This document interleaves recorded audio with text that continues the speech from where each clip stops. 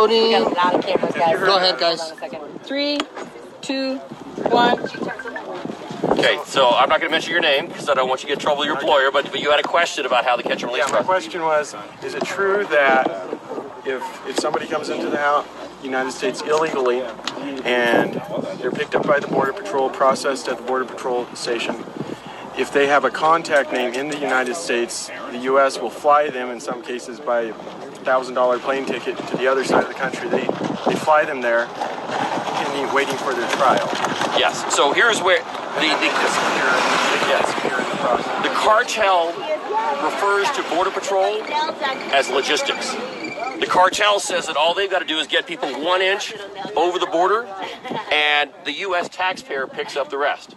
So we're here, Monument 2 is right over here, so we're here in Anapana, where the wall ends. We're in New Mexico. If you go over the mountains over here, just to where Monument 1 is, where you encounter, that's where Texas, New Mexico, and Old Mexico all meet together, what you'll find is literally there's no wall.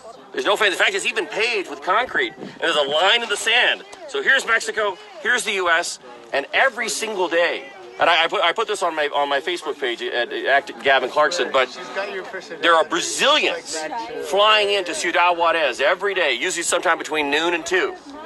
And they show up, and they didn't do a big, journey across the desert. No, they just flew to Ciudad Juarez on a plane, and they come across, and you can tell they're reasonably nicely dressed, and they've got their carry-on luggage in one hand, they have a small child in the other, and they literally just walk across the border. There's no fence, there's no wall, there's no nothing. There's not even barbed wire fence there. And they raise their hands and say, asilo, which is also, in addition to being in Spanish, is also asylum in Portuguese, and poof, they have gained legal entry to the United States because it's by fraud.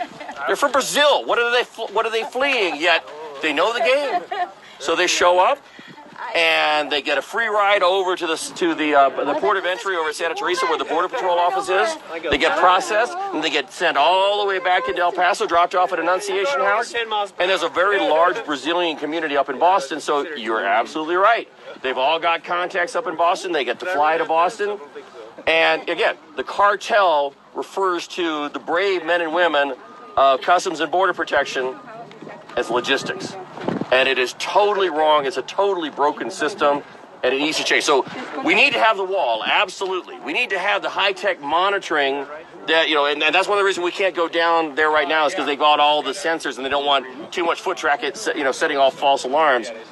But we also need we need more brave men and women of CBP here. We need to make sure that they've got all the support and everything they need.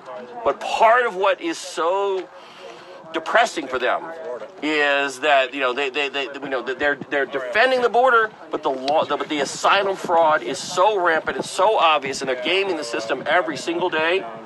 We talk to Border Patrol. They say, you know what? All we are sometimes is just Uber drivers and babysitters. And so it is a totally broken system. It needs to get fixed. It needs to change. So it's not just building the wall. The wall is necessary but insufficient. It's a multi-layered approach of physical barrier, technological monitoring, increased human capital in the form of the brave men and women of Customs Border Protection, and also you don't want to leave out the folks at field ops that actually guard the ports of entry, and the folks in the interior that like ICE that do the apprehensions of people who make it through.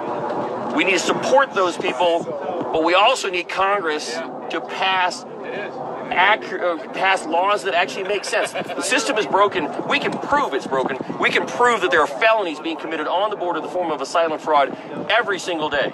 I have a law degree, and I don't want to get too fancy, but 18 U.S.C. 1001 makes it a felony to make a false statement to a federal official.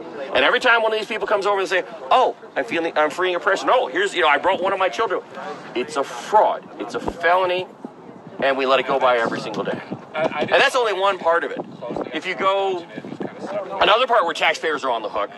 And we're going to have a security meeting security briefing next Saturday in Deming, New Mexico, which is about an hour and a half, 2 hours that way. Because one of the things they have going on in Deming is just down to the border is Columbus, Mexico, or Columbus, New Mexico, which actually, interestingly, is the last place the United States was ever invaded. Back in 1916, Pancho Villa's troops came over, and then we had to fight the Battle of Columbus.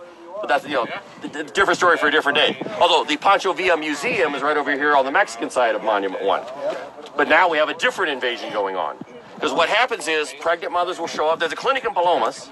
Yep. There's a hospital in Ciudad Juarez. But they will show up with a doctor's note that says, oh, I'm about to have a baby, and I have to have the baby right now, and so I need a humanitarian visa to go across to have the baby born in Deming. And that creates what we refer to as an anchor baby. The Chinese have been doing this as well. We just busted an entire fraud ring of Chinese birth tourism, where basically the whole goal is you come over here, poof, you have a baby, poof, that's an American citizen, and 21 years later, that person can sponsor you.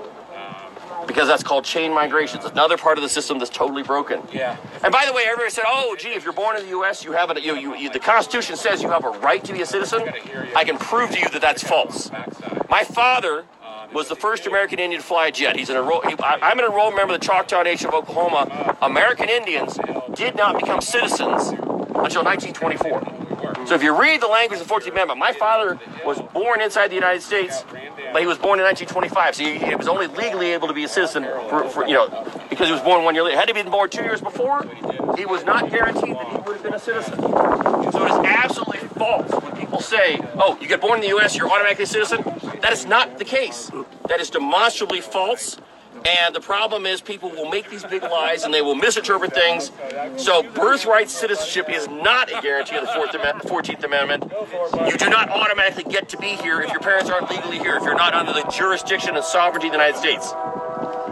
So we also need to deal with birthright citizenship. But if we get rid of chain migration, we will eliminate the big incentive to commit all this fraud. Can you go into sponsorship a little bit? I've been telling my viewers about the sponsorship program and how that works, how these people are not vetted, and can you go? Do you know anything about the sponsor program? That we have a human trafficking problem because we've got this massive influx of unaccompanied minors, and we're a compassionate nation.